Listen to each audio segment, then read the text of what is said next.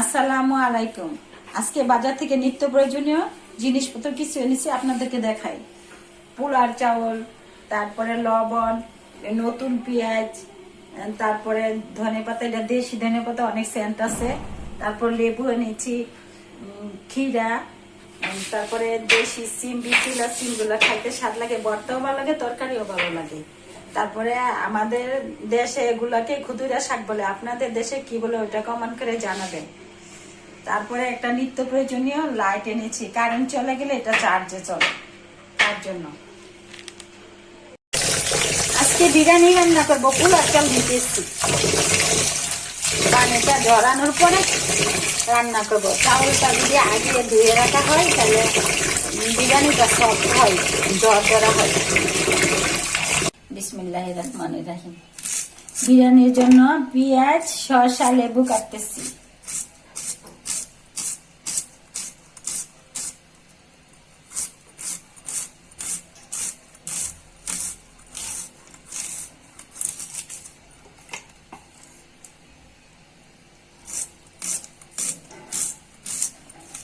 মানে পেঁয়াজ কাটার সময় আমার চোখ দিয়ে পানি আসে, তার জন্য পেঁয়াজগুলো আমি ধুয়ে নিচ্ছি।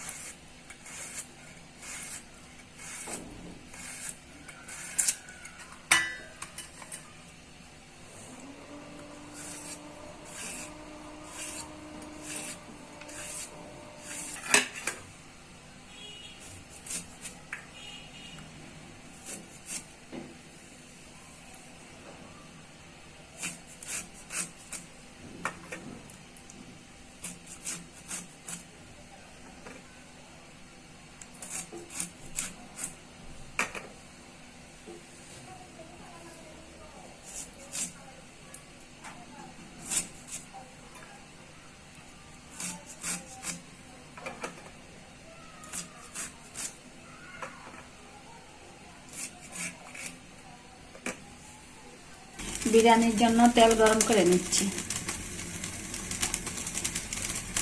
আগে থেকে ফার্ম মুরগি ফ্রিজে ছিল, তারপর লবণ মরিচ মাখাই রাখছি।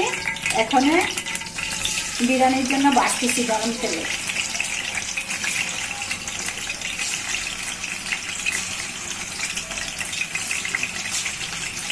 ভেজে নিলে বিরিয়ানিটা খাইতে স্বাদ লাগে এবং শক্ত হয়, ভালো লাগে।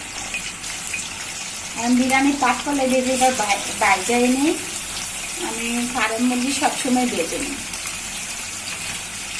একটু বাদামি করে ভেজে নিব,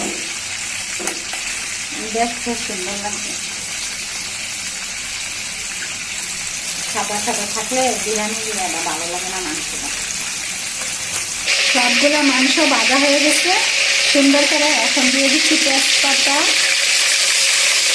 দারচিনি, এলাচি। এখন ভালো করে নেড়ে চেড়ে নিচ্ছি।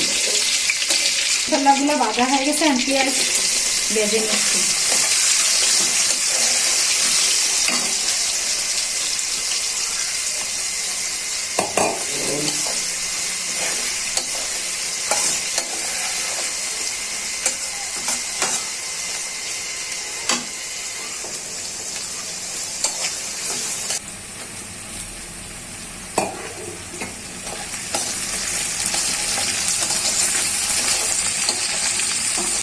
পেঁয়াজটা ভাজা হয়ে গেছে, আর মশলাগুলো দিয়ে দিচ্ছি রসুন বাটা,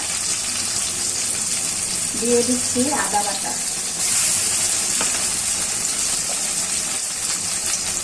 দিয়ে দিচ্ছি জিরার গুঁড়া,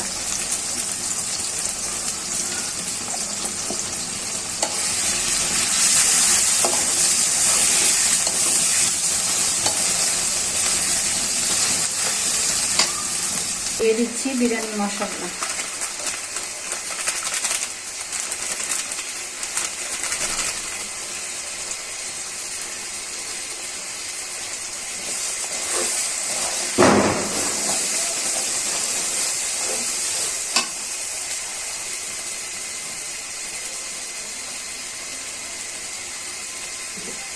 দিয়ে দিচ্ছি মরিচ গুঁড়া, যে যেরকম জাল খান স্বাদ মতো দিবেন। দিচ্ছি স্বাদ মতো লবণ।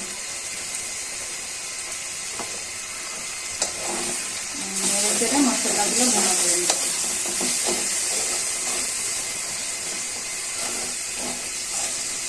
মশলাটা বোনা হয়ে গেছে, আগে থেকে ভেজে রাখা মুরগির মাংসগুলো ছেড়ে দিচ্ছি।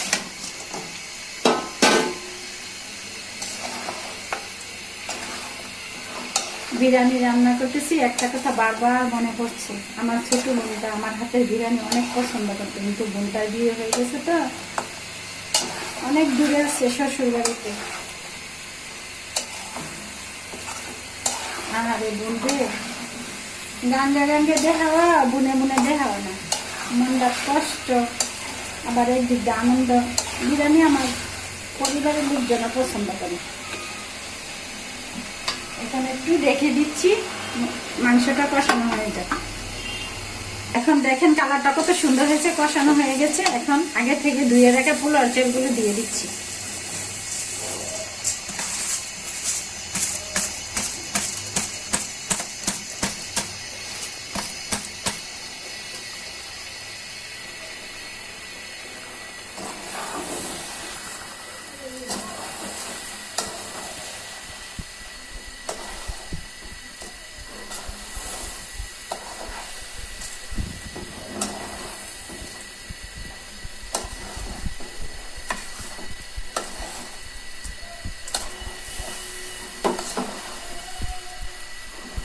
চাউলগুলো ভালো করে ভেজে নিচ্ছি।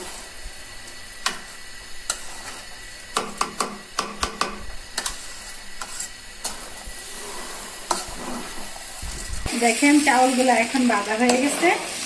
এখন আগে থেকে ফুটিয়ে রাখা গরম পানি দিয়ে দিব।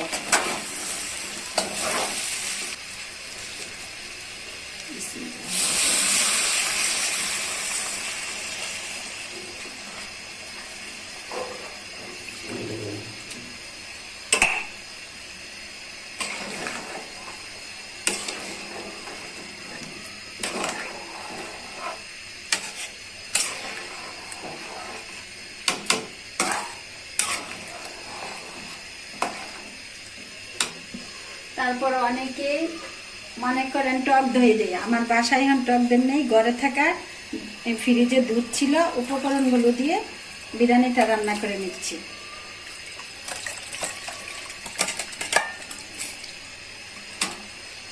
সাথে লেবুর রস দিয়ে দিচ্ছি।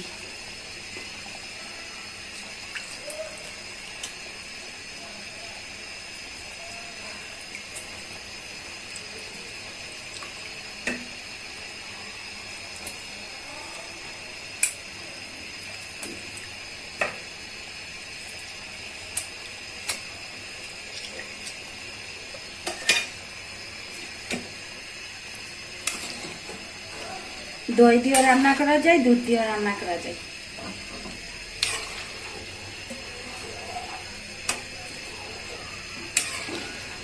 এখন রেখে দিচ্ছি, রান্না হলে আবার দেখাবো। দেখি রান্নাটা হয়েছে কিনা। আলহামদুলিল্লাহ রান্না হয়েছে, একটু টেস্ট করে দেখি। অনেক স্বাদ হয়েছে, আলহামদুলিল্লাহ। আজকের মতো এখানেই শেষ হলো। বোনেরা বেশি বেশি করে আমার রান্নাটা দেখবেন, শেয়ার করবেন। আল্লাহ হাফেজ।